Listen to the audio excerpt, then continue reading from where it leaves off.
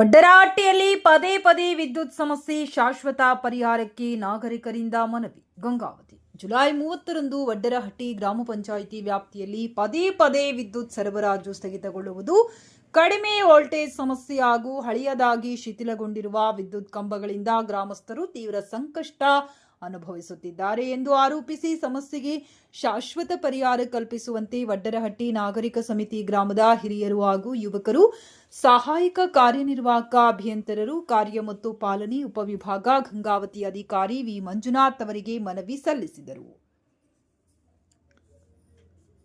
ವಿದ್ಯುತ್ ಸರಬರಾಜು ಕಾರ್ಯನಿರ್ವಾಹಕ ಅಭಿಯಂತರರು ಹಾಗೂ ಸಹಾಯಕ ಅಭಿಯಂತರರನ್ನ ಭೇಟಿ ಮಾಡಿದ ಗ್ರಾಮಸ್ಥರು ಗ್ರಾಮದಲ್ಲಿ ನಿರಂತರವಾಗಿ ವಿದ್ಯುತ್ ಕಡಿತವಾಗುತ್ತಿರುವುದರಿಂದ ರೈತರು, ವಿದ್ಯಾರ್ಥಿಗಳು, ವ್ಯಾಪಾರಸ್ಥರು ಹಾಗೂ ಸಾರ್ವಜನಿಕರು ಸಾಕಷ್ಟು ತೊಂದರೆ ಅನುಭವಿಸುತ್ತಿದ್ದಾರೆ ಎಂದು ತಿಳಿಸಿದರು.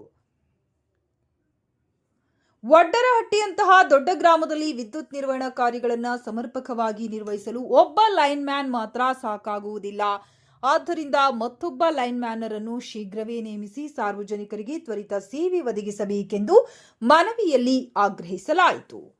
ಈ ಸಂದರ್ಭದಲ್ಲಿ ಬಿಜೆಪಿ ಪಕ್ಷದ ಮಾಜಿ ಜಿಲ್ಲಾಧ್ಯಕ್ಷ ಸಿಂಗಾಳ ವಿರೂಪಾಕ್ಷಪ್ಪ, ಗ್ರಾಮದ ಮುಖಂಡರಾದ ನಾಗರಿಕ ಸಮಿತಿ ಸಂಚಾಲಕರಾದ ಯರಿಸ್ವಾಮಿಗೌಡ, ತೋಟದ್ ಹರನಾಯ್ಕ, ಮಲ್ಲೇಶಪ್ಪ ನಾಯಕ್, ಶಿವರಾಜ್ ವಕೀಲರು, ಚಿನ್ನಪ್ಪ ನಾಯಕ್, ವೀರೇಶ್ ನಾಯಕ್, ಗಡ್ಡೀಶ್ ವಿಶ್ವನಾಥ್, ಮಹೇಶ್ ಹೊಸಮನಿ, ಸೋಮಯ್ಯ ಸ್ವಾಮಿ, ಬಸವಂತ ಪಾಟೀಲ್, ಬಸವರಾಜ್ ಸಂಗಟಿ, ಹನುಮಂತಪ್ಪ, ಎಲ್ಲಮ್ಮ ಗುಡಿ ಮತ್ತು ಇನ್ನು ಮುಂತಾದವರು ವಡ್ಡರಹಟ್ಟಿ ನಾಗರಿಕ ಸಮಿತಿಯ ಪದಾಧಿಕಾರಿಗಳು, ಗ್ರಾಮದ ಹಿರಿಯರು, ಯುವಕರು ಹಾಗೂ ಸಾರ್ವಜನಿಕರು ಉಪಸ್ಥಿತರಿದ್ದರು.